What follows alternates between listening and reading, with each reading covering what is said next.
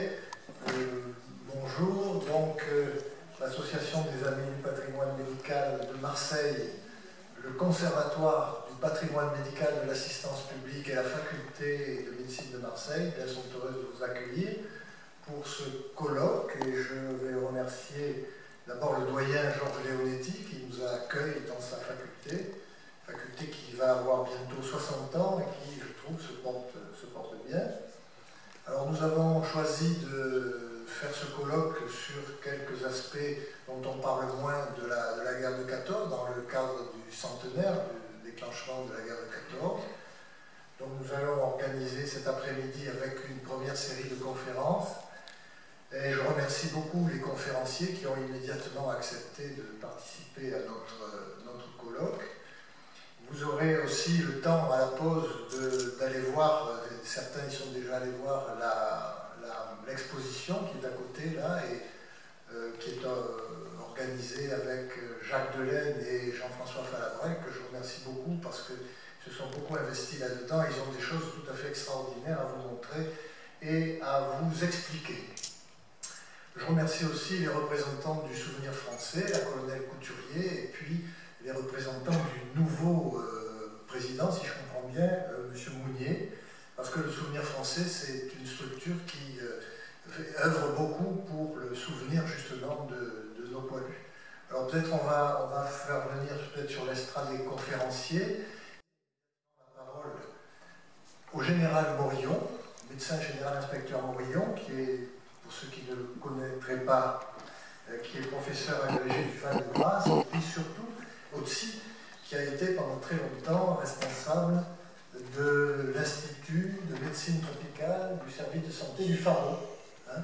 Et puis il vient c'est l'année dernière, je crois, avec Jean-François Falabrec, ils ont sorti un très beau livre sur le service de santé des armées pendant la guerre de 14 et qui pourra, si vous le souhaitez, dédicacer lors de la pause. Je passe Merci beaucoup et merci pour cette invitation aujourd'hui. Je vais commencer par d'abord vous demander de m'excuser de quelque chose. J'avais une présentation en diapositive avec beaucoup d'images et ce matin en allant vérifier qu'elle était bien sur ma clé USB, la clé est restée sur l'ordinateur, moyennant quoi, à 1h30 de route d'ici, j'ai pas eu le temps d'aller la rechercher. Bon, malgré tout, j'espère que je vais arriver à vous intéresser quand même à ce sujet qui effectivement est quelque chose d'assez mal connu, que sont les épidémies dans les armées, et notamment dans l'armée française, pendant la Grande Guerre. Avant la guerre 14-18, jusqu'à la fin du 19e siècle, il était habituel de dire que les maladies infectieuses tuaient beaucoup plus que les combats eux-mêmes. Les statistiques se vérifient. Et un des plus beaux exemples, un des exemples les plus célèbres, c'est la retraite de Russie de 1812, où il y a eu beaucoup plus de soldats, aussi bien français que russes, qui sont morts de maladies, notamment du typhus, ou de la fièvre des tranchées, dont on aura l'occasion de reparler, véhiculés par des poux, et qui ont d'ailleurs déclenché une gigantesque épidémie en Europe. C'est particulièrement important d'en parler ici à la faculté de médecine de Marseille, puisque ce sont des membres de la faculté de médecine et des archéologues marseillais qui sont allés fouiller le charnier de Vilnius, qui a été trouvé il y a quelques années, et qui ont pu retrouver les traces des ADN des agents pathogènes dont étaient morts ces soldats pendant la retraite. Ce phénomène de la dominance des maladies épidémiques a continué jusqu'à la guerre de 70, avec notamment une grande épidémie de variole. Et puis, avec la guerre russo-japonaise, les choses ont commencé à changer, puisque pour la première fois, les Japonais, qui avaient un service de santé assez performant, tout d'un coup, ont eu beaucoup plus de pertes par les combats que par les maladies, dues essentiellement aux mesures d'hygiène et de prévention. Et la guerre de 14-18 s'inscrit dans cette continuité. Alors, il est très difficile de trouver des statistiques valables sur des périodes aussi anciennes que celle-là, mais nous avons de la chance, puisqu'il y a un livre qui a été écrit, et qui a été écrit par le médecin général Docter, qui a été un des directeurs du service de santé, qui s'appelle « Les maladies infectieuses pendant la Grande Guerre », et lui un acteur, puisqu'à l'époque il était médecin principal, chef du laboratoire de bactériologie du gouvernement militaire de Paris, et responsable de l'hygiène à la direction du service de santé du Grand Quartier Général. Donc c'était lui qui avait effectivement en charge toute la surveillance, on dirait aujourd'hui le service d'épidémiologie. Ce docteur aussi est une fierté pour le service, puisque c'est lui, c'est quelque chose qu'on ignore assez souvent, qui a découvert les groupes antigéniques des méningocoques. Donc ils nous servent toujours aujourd'hui, quand on vous dit qu'il y a une épidémie de méningo B ou C, mais ce sont les groupes qui ont été découverts par docteur. Alors la guerre commence, comme vous le savez, dans un contexte du 19e siècle, les fameux pantalons rouges, les grandes charges à la baïonnette, les massacres énormes dès le début, et toute cette guerre de mouvement, cette bataille de la Marne, etc., masque un peu d'autres phénomènes qui intéressent moins le grand public et qui sont les épidémies. Et pourtant, dès le début, il y a eu, je vous rappelle que la guerre commence en août 14, en pleine chaleur, et dès le mois de septembre, on a vu arriver les premières épidémies. Épidémie de maladies diarrhéiques, de maladies du péril fécal, et épidémie typhoïde. La typhoïde, au total, pendant les premiers mois, les premiers mois de la guerre, on a eu 125 000 cas dans l'armée française. Ça commence à être beaucoup, bien sûr, je rappelle les effectifs, à environ 3 millions d'hommes. Ça fait un taux d'incidence de 15 pour 1000, qui est quand même assez important, et lorsque l'on compare à celui des autres armées belligérantes, on voit que les seuls qui ont un taux plus important, c'est l'armée d'Autriche-Hongrie, mais qui est effectivement dans de très très mauvaises conditions d'hygiène. Alors évidemment, la guerre s'installant, et vous le savez, dès la fin septembre 1915, le front s'immobilise, les armées s'enterrent, les hommes sont dans les tranchées. Dans cette région, avec les premières pluies, les tranchées s'inondent, sont pleines de boue, et là on a tout à fait les conditions pour que ces épidémies qui avaient commencé dès l'été puissent se prolonger et s'amplifier. On a ainsi, rien que pour l'année 1914, c'est-à-dire les quelques mois de l'année 1914 qui sont concernés par la guerre, 45 500 cas dans l'armée française, et encore 64 500 cas en 1915. 88% des cas de toute la guerre, avec un taux de mortalité de 12 à 14%, qui est quand même relativement important. Alors on va voir quelles étaient les raisons de la survenue d'une telle épidémie, mais en même temps, il est très intéressant, j'ai eu la chance d'avoir un bon contact avec mes collègues de la Bundeswehr, et qui m'ont communiqué quelque chose. Ils n'aiment pas trop les Allemands communiquer sur la Première Guerre mondiale, et ils m'ont envoyé la courbe épidémique dans l'armée allemande. Elle est strictement superposable à celle qu'il y a dans le livre de Docter, avec un pic au mois de décembre 1914, janvier 1915, et en dehors de l'échelle, ils en ont un petit peu moins, mais c'est tout à fait comparable. Alors, devant un tel phénomène, et autant d'hommes immobilisés, on ne parle pas, il n'y a pas uniquement des morts, le commandement s'émeut et envoie des gens sur le terrain pour faire une enquête et voir ce qui se passe. Et un de ceux qui est envoyé, c'est à l'époque le médecin principal Hyacinthe Vincent, dont on va reparler, qui fait l'enquête et qui souligne immédiatement, il va dans le nord, il va dans les tranchées de l'Isère, celles qui sont occupées à la fois par les Français et par les Anglais, et en plus dans une région qu'on a volontairement inondée pour arrêter l'armée allemande, en ouvrant les écluses de la mer du Nord. Donc les soldats pataugent dans la boue, et malgré ça, Hyacinthe Vincent ne se laisse pas impressionner par cet environnement et souligne qu'il s'agit principalement d'une maladie des mains sales, quelque chose que nous savons parfaitement aujourd'hui. Mais malgré tout, on voit dans les rapports, et c'est amusant parce qu'on se rend compte que ces médecins du début du siècle, bien sûr, la révolution pasteurienne était passée par là, mais ils avaient encore cette culture de cette médecine environnementale, de l'air, de l'eau, de la terre, etc., qui était à l'origine des maladies. Et on lit des phrases comme selon lesquelles l'eau et la terre ont signé une alliance offensive et sont responsables de la transmission. Il est vrai qu'il y avait des régions du front qui étaient beaucoup plus atteintes que d'autres, et il y en a une en particulier qui était redoutable en ce qui concerne la typhoïde, qui était le champ de bataille de l'Argonne. Pour ceux qui y ont été, vous avez ce terrain extrêmement vallonné à cet endroit-là. C'est un terrain de forêt. La forêt n'a pas été encore abîmée par la guerre à l'époque. Donc, ils sont à l'ombre, dans l'humidité, avec des énormes problèmes de promiscuité et d'eau. Et puis, une des autres causes qui a été retenue pour cette diffusion de l'épidémie, c'est le défaut de vaccination. Alors, ça peut paraître un petit peu surprenant. On dit, comment se fait-il? Il existait un vaccin et donc les militaires n'étaient pas vaccinés. La loi Labbé qui obligeait à vacciner datait effectivement en 1914. Mais qu'est-ce qui se passait? On avait une armée de conscription. Les militaires d'active étaient vaccinés. Mais par contre, tous ces soldats mobilisés qui avaient fait leur service très longtemps avant, etc., ne l'étaient pas. Et donc, il y avait finalement une faible proportion des combattants qui étaient vaccinés. En plus, le vaccin, et ceux qui l'ont connu, enfin qui ont connu son descendant sous la forme du TABDT, ne diront pas le contraire, avait une mauvaise réputation dans la troupe et dans le commandement.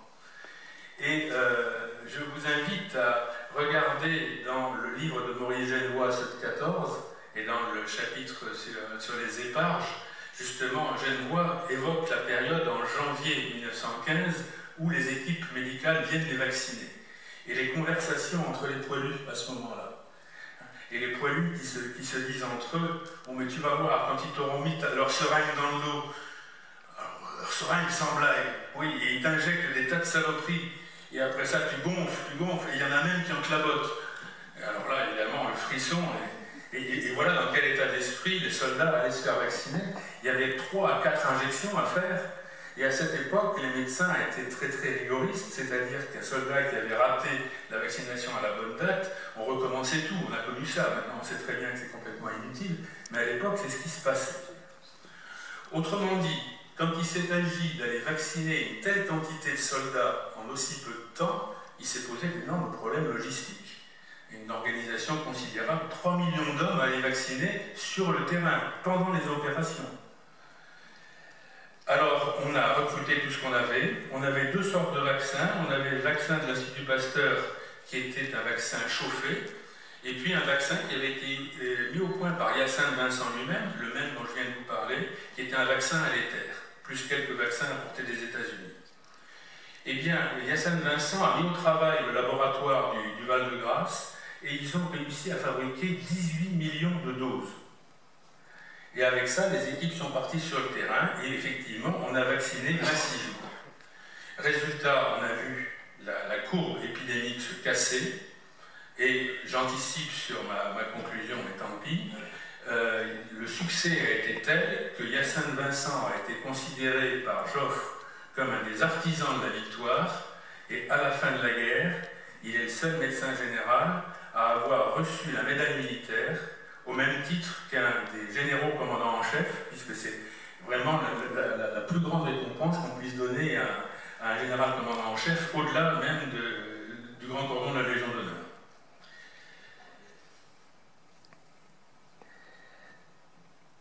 En même temps, je vous l'ai dit, il sévissait d'autres maladies dites du périfécal, avec tout un tas de dénominations de l'époque et qui nous cachent un petit peu ce que ça pouvait être, la diarrhée des tranchées, et puis manifestement une épidémie de dysenterie bacillaire dès les premiers jours de guerre, curieusement dans les mêmes endroits que celle qui avait atteint l'armée prussienne juste avant la bataille de Valmy.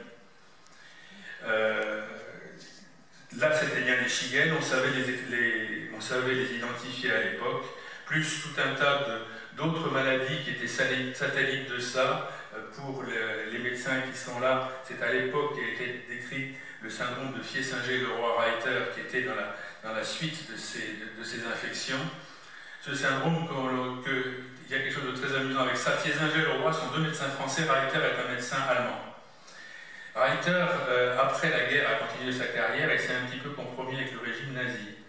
Si bien que les auteurs anglo-saxons et allemands voudraient débaptiser la maladie qu'ils appellent eux la maladie de Reiter, parce que comme d'habitude, les auteurs français, on les oublie. Et quand ils m'ont dit ça un jour, je leur ai dit, mais il n'y a pas de problème, on a la solution, on a 2 noms à vous mettre à la place, et ceux-là, ils sont tout à fait présentables. Voilà. Dans ce contexte aussi, j'ai évoqué ces tranchées, ces boyaux inondés d'eau, inondée, certes, et en même temps envahie par les rats.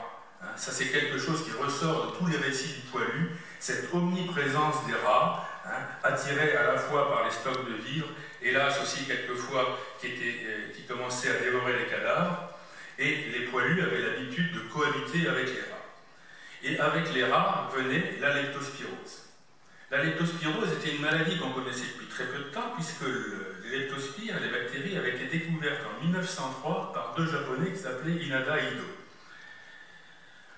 Alors, évidemment, il est possible que le nombre de cas qu'on ait relevés pendant la guerre soit sous-estimé, hein, avec quelques milliers seulement, mais à l'époque, et même aujourd'hui, souvent c'est sous-estimé, tellement le diagnostic est difficile.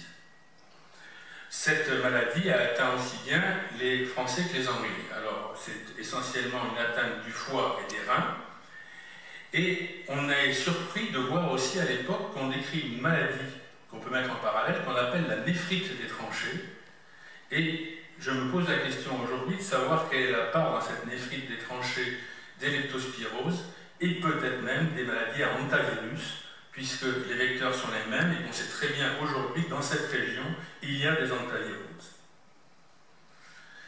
Alors pour compléter dans ces épidémies, toutes celles qu'on appelle des tranchées, il y en a une autre aussi qui est chère aux auteurs marseillais et qui est la fièvre des tranchées. La fièvre des tranchées, qui est due à une bactérie intracellulaire qui s'appelle Bartonella quintana, est transmise par les poux. Je vous ai parlé des rats compagnons obligatoires et indésirables des poilus, mais les poux en étaient d'autres. Hein, les fameux totaux que l'on trouve partout dans les récits des poilus, et c'est dommage que je ne peux pas avoir les images aujourd'hui. J'avais une très belle carte postale vantant le toto français, hein, le toto patriote. Mais on a énormément de photos représentant les poilus lors de séances d'épouillage. Par contre, la transmission, cette fièvre des tranchées, qui avait été déjà meurtrière pendant la campagne de Russie, se retrouvait ici. Et on le sait aujourd'hui, hein, ça a été décrit ici à Marseille, en particulier chez les SDF, que cette fièvre peut donner des endocardites gravissimes et tuer. Par contre, il y a une maladie qui n'a pas touché l'armée française, ou pratiquement pas, et qui aurait pu le faire, puisque c'est également transmis par les poux, c'est le typhus. Et le typhus, ça a été essentiellement observé dans l'armée russe, donc sur le front de l'Est, dans les troupes austro-hongroises et chez nos alliés serbes.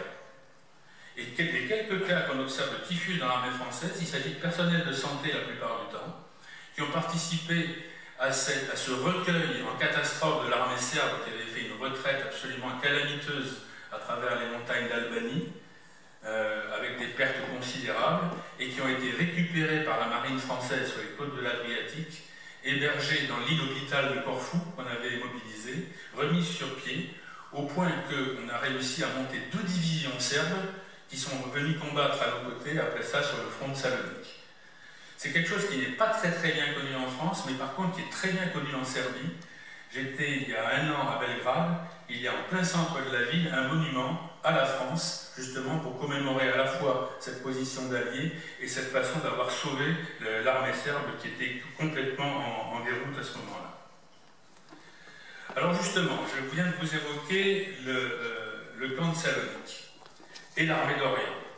Encore un autre sujet intéressant pour Marseille, puisque nous sommes la ville de France qui est le plus grand monument à l'armée d'Orient, que vous connaissez tous sur la corniche, et que la plupart des malades rapatriés de l'armée d'Orient arrivaient soit à Toulon, soit à Marseille, quelquefois après avoir fait un séjour à Bizerte. Cette armée d'Orient, c'était l'armée qui était intervenue, le corps expéditionnaire d'Orient, qui était intervenu aux Dardanelles en 1915. Vous connaissez tous la catastrophe de l'opération des Dardanelles, et qu'on avait rapatrié sur la presqu'île de Salonique en violant un petit peu le gouvernement grec qui ne voulait pas en entendre parler à l'époque, et avec laquelle on espérait pouvoir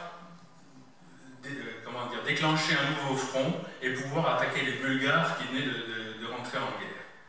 Et là, dans un espace extrêmement petit de quelques kilomètres, on avait massé des effectifs absolument énormes, avec des troupes françaises, russes, britanniques, italiennes et serbes. Et en plus dans une région qui est une région delta, c'est le delta du Vardar, hein, il y a une multitude de rivières qui descendent là, qui descendent des Balkans, et donc une région extrêmement marécageuse, connue depuis la plus haute antiquité comme étant une région infestée par le paludisme. Et effectivement, dès les premières chaleurs, on a vu les 4 paludismes survenir, et énormément de malades, et des malades qu'on a dû rapatrier. Au point que le général Sarrail, qui commandait le corps français à ce moment-là, écrivait « La moitié de mes effectifs sont dans les hôpitaux ». Donc l'expédition lourdement compromise, rien que par le paludisme. Et là, ce début de catastrophe sanitaire rappelait des souvenirs amers au commandement français, notamment l'expédition de Madagascar qui avait eu lieu 20 ans avant, et dans laquelle on avait perdu presque tous nos hommes du paludisme et de la typhoïde et pratiquement personne du fait des combats. Alors il se trouve que Sarrail était un ancien adjoint de Lyautey, et que Lyautey à ce moment-là était ministre de la guerre, en 1916. Et il l'appelle au secours. Lyautey, en tant qu'ancien résident au Maroc, avait noué tout un tas de relations en Afrique du Nord, et fait envoyer comme experts à l'armée d'Orient les 2 frères sergents, qui étaient des pasteuriens, qui servaient à l'Institut Pasteur d'Alger, et qui commençaient à se spécialiser dans les maladies à transmission vectorielle. Ils vont faire une enquête sur place, et ils s'aperçoivent effectivement, alors ça aussi c'est très amusant, les conclusions des frères sergents sont quasiment les mêmes que les conclusions des enquêtes que j'ai eu l'occasion de voir encore il y a une quinzaine d'années dans nos troupes lorsqu'il y avait des recrudescences de paludisme. Les constatations sont les mêmes. Les soldats ne suivent pas leur chimioprophylaxie. À l'époque, on leur distribuait de la quinine. Ils ne se protègent pas des piqûres d'insectes. Le commandement n'est pas du tout persuadé de l'efficacité de ces mesures et ne les encourage pas à le faire. Enfin, les constats étaient strictement les mêmes. Et puis, on ne les aidait pas, il faut bien dire aussi. La dose journalière de quinine à prendre était de 400 mg. Les comprimés étaient dosés à 250 mg. Vous voyez, comme c'est commode d'aller expliquer au piou-piou qu'il y a bien d'autres soucis, qu'il va falloir prendre des fractions de comprimés, et moyennant quoi, quand on commence à faire ça, ils n'y croient pas. Et là, les frères sergents ont réussi à convaincre le général Sarrail. C'est toujours difficile aujourd'hui, mais c'était encore plus difficile à l'époque de la part d'un médecin d'intervenir auprès d'un général commandant en chef et de lui faire prendre des mesures modifiant sa stratégie. Mais là, Sarrail s'est laissé convaincre et ils ont réussi à faire instaurer que la quinine serait considérée comme une ration. Donc que ça serait à prendre obligatoirement, que ceux qui ne la prendraient pas seraient sanctionnés. Et ils sont même allés au-delà, c'est-à-dire qu'ils contrôlaient dans les urines que les soldats avaient bien pris leur quinine, ça c'est facile à faire, il y a des réactifs pour ça. Et quand on s'apercevait qu'un certain nombre de soldats n'avaient pas pris leur quinine, ce n'étaient pas les soldats eux-mêmes qui étaient punis, c'était le médecin et le commandement. Comme ça, d'une part, la mesure n'était pas mal prise par la troupe, et en même temps, on était certain d'avoir des résultats. On insiste aussi sur la lutte contre les moustiques. Et là, le livre des frères sergents a quelque chose à voir absolument, parce que non seulement le texte est savoureux, mais en plus, il y a des illustrations absolument remarquables dedans. Et puis, on fait des affiches. Et on fait des affiches pour convaincre les soldats, et on fait même des tracts pour convaincre les soldats de bien prendre leur quinine, de se protéger contre les moustiques. Et on s'aperçoit au bout de quelques temps que les soldats se servent de l'envers des tracts qui n'est pas imprimé comme papier à lettres. Donc on s'est dit, ben voilà une bonne idée. Et là, on édite une série de cartes postales en couleur, montrant effectivement les bienfaits, et sur lesquels vous voyez le soldat qui n'a pas pris sa quinine, qui est au lit avec un thermomètre dans la bouche, et celui qui a bien pris sa quinine, qui est en grande tenue avec une jolie demoiselle au bras. Évidemment, la motivation est là. Ces cartes postales ont été rééditées et sont tout à fait amusantes à regarder. En attendant, ce fut un succès, puisque pendant que les effectifs doublaient, le nombre de cas de paludisme dans l'armée française a été divisé par 2 ou par 3. Résultat que n'avaient pas nos alliés britanniques ni italiens et qui nous enviaient énormément.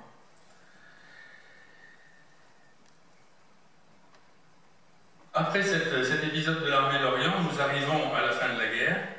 Et à la fin de la guerre vient quelque chose qui a lourdement marqué à la fois l'histoire de la guerre et l'histoire de France, qui est l'arrivée de l'épidémie de grippe espagnole. Alors, qu'est-ce que c'est que cette grippe espagnole? Cette grippe espagnole est en fait une conséquence de la guerre. Ça, c'est quelque chose qu'on ne sait pas toujours, puisqu'elle est née, elle est apparue pour la première fois dans un camp du Kansas aux États-Unis, et que finalement, l'arrivée du virus de la grippe en France est contemporain de l'entrée en guerre des troupes américaines. Vraisemblablement, le virus arrivait comme d'habitude d'Extrême-Orient, de la Chine, était arrivé aux États-Unis, mais là, les troupes américaines nous l'ont amené à Saint-Nazaire et après dans le reste de la France. Pourquoi grippe espagnole? Ça, c'est quelque chose qu'on ignore et qui est assez amusant. À l'époque, vous savez qu'il y avait une censure féroce qui régnait dans tous les pays belligérants, en France, en Angleterre, en Allemagne, et il ne s'agissait pas de montrer aux adversaires qu'on pouvait avoir des problèmes de santé, qu'on pouvait avoir des pertes. Par contre, il y avait en Europe un pays qui n'était pas en guerre, qui était resté complètement en dehors, qui était l'Espagne. Autrement dit, on ne parlait jamais de la grippe, de l'épidémie, ni des morts dans les journaux français ou des autres pays européens. Par contre, on en parlait dans les journaux espagnols. Et on en parlait d'autant plus que la famille royale espagnole a été touchée aussi. Donc c'était people, comme on dit aujourd'hui. Et donc voilà comment la grippe est devenue espagnole alors qu'elle n'était pas du tout. Toujours est-il qu'elle fait son apparition dans l'armée française, d'abord au printemps. Au printemps, dans la région de Compiègne, mais là, finalement, quelque chose d'assez ordinaire, avec une faible létalité. On a simplement remarqué que les troupes indigènes, les Sénégalais et les Anamites étaient beaucoup plus sensibles et qu'ils faisaient volontiers des pneumonies, à tel point qu'on l'avait appelé la fièvre des Anamites. Et puis, alors qu'on croyait tout éteint, en juillet 1918, une deuxième vague arrive avec un taux de létalité beaucoup plus élevé, et cette fois-ci, qui prend les médecins complètement à court. Et on vous décrit, on avait un malade qui allait à peu près bien en début d'après-midi, et quand on vient de le voir en fin d'après-midi, il est complètement essoufflé, cyanosé, etc., et il meurt dans la nuit. Ça allait extrêmement vite. C'est toujours un mystère aujourd'hui. Vous avez peut-être entendu parler du fait que des chercheurs ont réussi à, entre guillemets, ressusciter le virus, puisque on en a retrouvé dans des cadavres qui étaient congelés en Alaska, et on a réussi à obtenir le virus. On a comparé les ARN des virus avec les autres virus H1N1, c'est un H1N1 qu'on a aujourd'hui. On n'arrive pas à avoir l'explication de la différence et qui a fait que ce virus était aussi agressif. Ça viendra peut-être, mais il y a encore un mystère ici.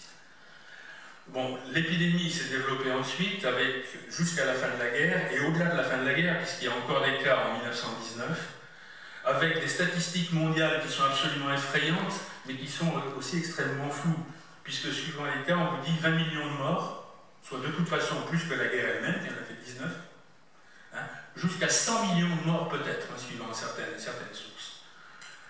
Pour l'armée française, ça fait quelques dizaines de milliers de pertes quand même, et c'est frappant lorsque vous regardez les monuments aux morts de vos communes, mais quand vous voyez à la fin de 1918 et que vous regardez les causes, la plupart du temps vous voyez pneumonie, maladie respiratoire, etc.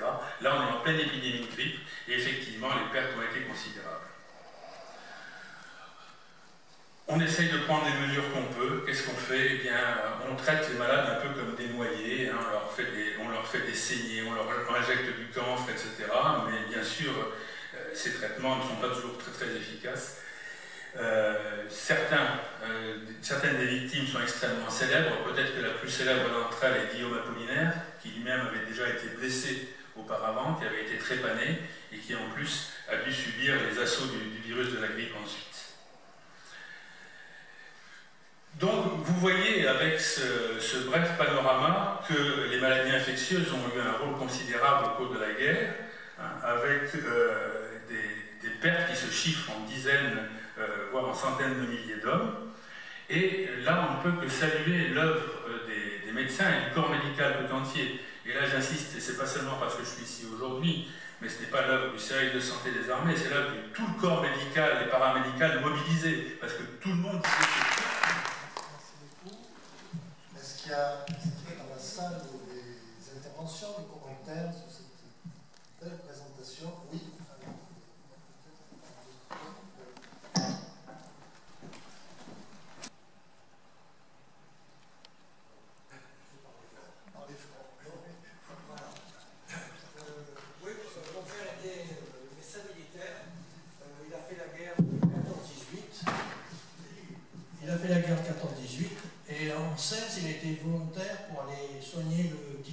en Roumanie. Et il a attrapé d'ailleurs le typhus en Roumanie, le typhus exanthématique. Et il a été sur son lit d'hôpital. Le matin, il a été nommé officier de la couronne de Roumanie, à la reine de Roumanie. Et l'après-midi, il a reçu la croix de chevalier de la Légion d'honneur par le général. J'ai tout ça là. Il a écrit 4 carnets, la guerre 14-18, jour après jour. Et c'est vraiment quelque chose d'invraisemblable. Et il était, vous avez parlé tout à l'heure de l'Argonne, et il était dans l'Argonne. Par contre, les médecins qui étaient célibataires, ils étaient, pour ainsi dire, en première ligne. Ceux qui étaient mariés, ils avaient la chance d'être, disons, plus en retrait, entre guillemets. C'était surtout les plus jeunes, effectivement, qu'on mettait en première ligne, les moins qualifiés, hein, tous les jeunes médecins auxiliaires ou médecins aide-major. Et puis évidemment, dès qu'ils étaient un peu plus spécialisés, ils étaient en arrière. Après, ça a changé. Hein. Après, on a envoyé des spécialistes plus près du front. Au début de la guerre, c'était comme ça. Les médecins-majors pour de première classe et de deuxième classe.